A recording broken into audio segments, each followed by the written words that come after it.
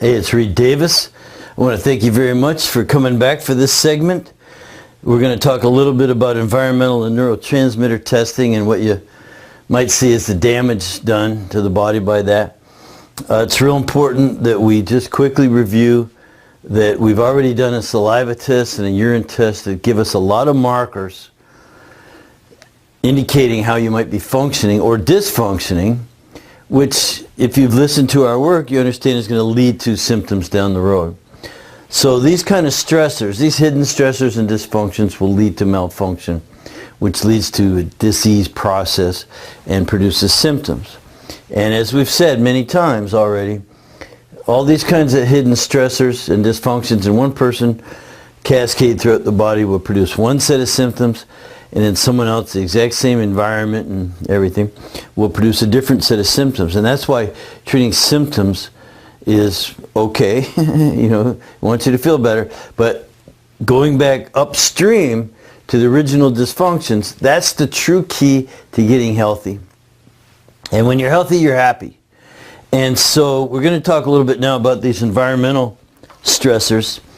And you probably know this already, but there's 80,000 chemicals or more in the environment today. Only a few have been checked out for safety. It might be like 2,000 of them. So a small, tiny little fraction have been checked for safety. The rest are just being thrown out there. So in a sense, we're the rats, you know. Like, they may have been tested on rats, a few of them, but we're the rats in the big experiment. So sometimes what we do when we run up against a person who may have this chemical exposure, chemical toxicity, and we're talking about things like toluenes and benzenes, we're talking parabens, which is in a lot of products that we use on our bodies, and phthalates, you know, which basically drinking out of plastic bottles and all this sort of stuff. So you can run a test to see how much exposure you've had to that and how much might actually be absorbing into the body and how much you might be excreting from the body. So there's a real good test for that. It's the environmental pollutant panel. And again, it's a urine test, so it's pretty simple to do. Now, I think that's all I'm going to say about that. You can run a test to see how much exposure you have to these common chemicals. Again, most of the testing that's been done on just a small fraction of the chemicals that are in the environment, those tests are done on rats. And on all the rest, we're the rats. So we're just in this big experiment. Now, neurotransmitters is another area where people have breakdowns. There's just deficiencies. There's their body's not producing these things in the right way. And so there's a test you can do for that too. It's also a urine test. We call it an organic acids test. It's also known as a urinary metabolic profile. So there's ways you can get that down, urinary metabolic profiling.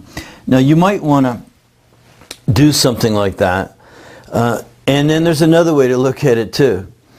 Because in our investigation, we have to be very sensitive to that people don't want to run a whole big bunch of tests. I mean, for those of you that are willing, yeah, we'll run the tests on you, and you can learn how to do it on your clients, as you'll see coming up. But another thing you might just consider is running what we call the intestinal barrier function test. Now, this test is really critical as part of our investigation into hormone, immune, digestion, detoxification, and the damage done by environmental pollutants and chemicals and chemical toxicity, and also to see what's going on with your neurotransmitters, because many of the important ones are actually made in the gut.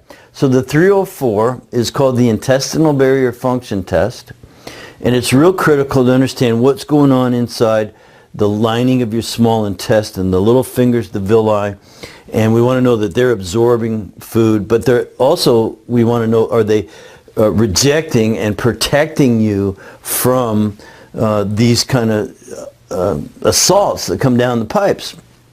Now, we've all seen a dog drink dirty water and it doesn't get sick. Well, why is that? It's called the mucosal barrier or intestinal barrier. And so there's a way to test that.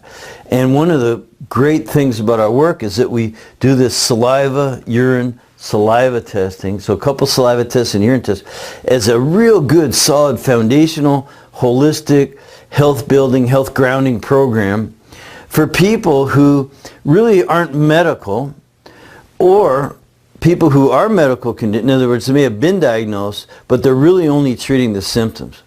So if you have health issues, you want to make sure that you're dealing with the underlying causes and conditions, I think.